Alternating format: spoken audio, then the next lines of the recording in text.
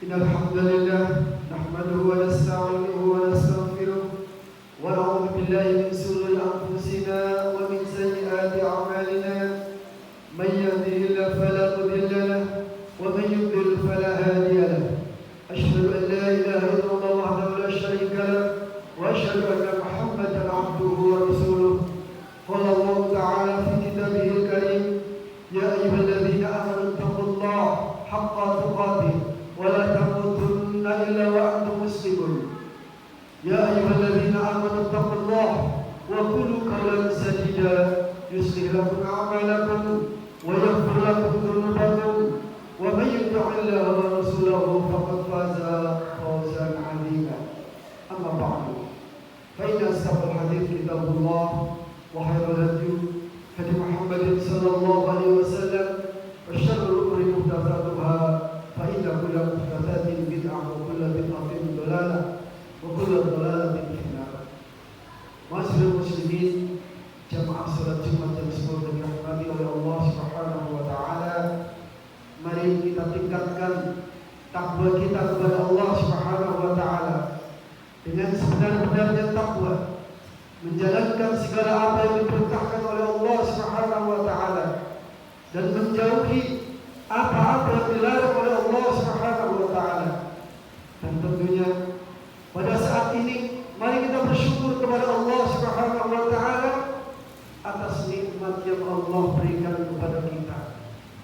Dan nikmat yang paling besar yang Allah karuniakan kepada kita, nikmat diberikan keimanan, nikmat diberikan agama Islam.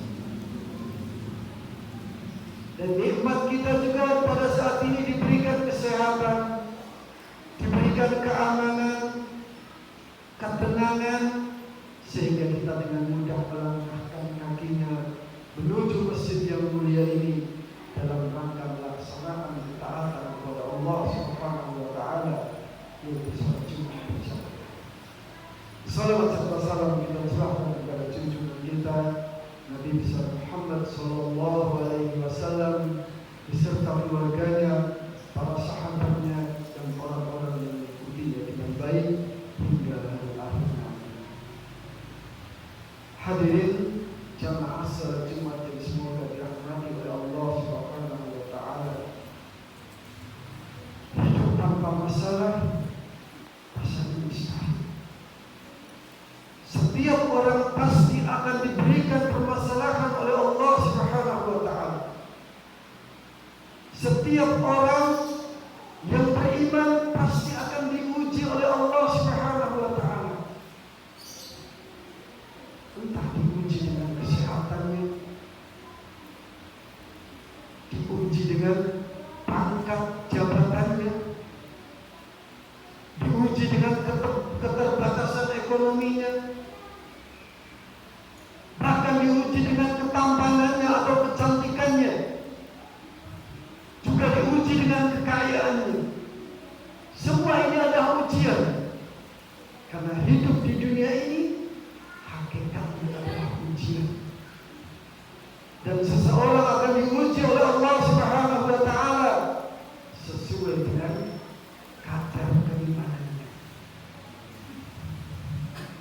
Allah Subhanahu wa taala menyebutkan di dalam Al-Qur'an, "Ahasiban nasu asrafu an yaqulu amanna wa hum la yuftanuna wa laqad fatanna alladhina min qablihim fala ya'lamanna Allah alladhina sadaqu wa la ya'lamanna Allah wa la ya'lamanna al-kadhibin."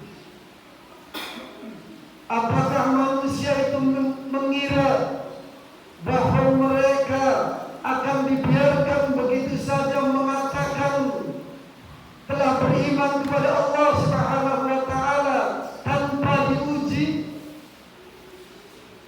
Sungguh kami telah menguji orang-orang sebelum mereka, sehingga Allah Subhanahu wa taala benar-benar tahu orang yang tulus, orang yang ikhlas, dan orang-orang yang dusta. Hadirin jamaah salat Jumat yang semoga dirahmati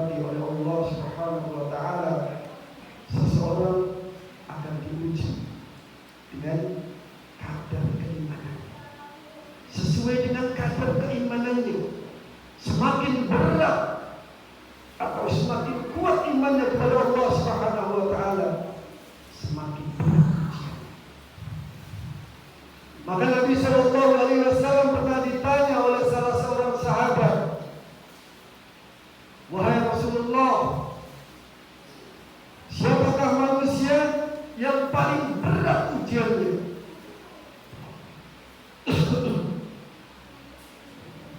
Maka beliau sallallahu alaihi wasallam menjawab, "Para nabi dan yang semisalnya dan yang semisalnya."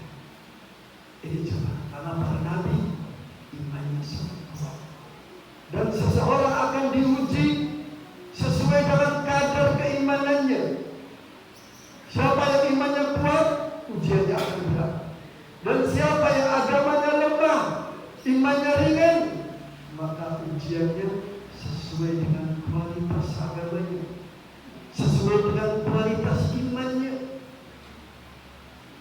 Dan ujian ini ada hikmah yang paling besar, yaitu Allah Subhanahu wa taala ingin hambanya berjalan di muka bumi ini dengan keadaan bersih daripada dosa.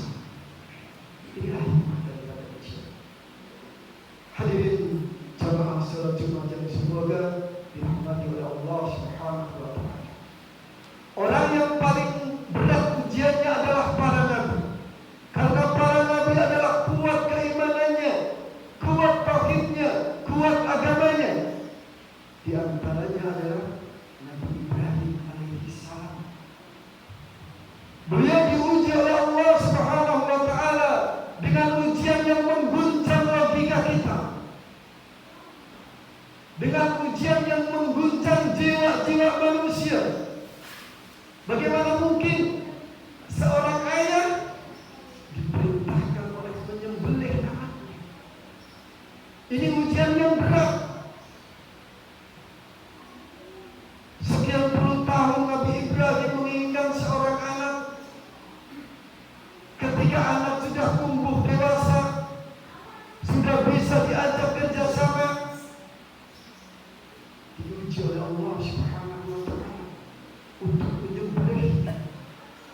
Ini ujian yang mengguncang logika kita, ujian yang mengguncang jiwa-jiwa kita.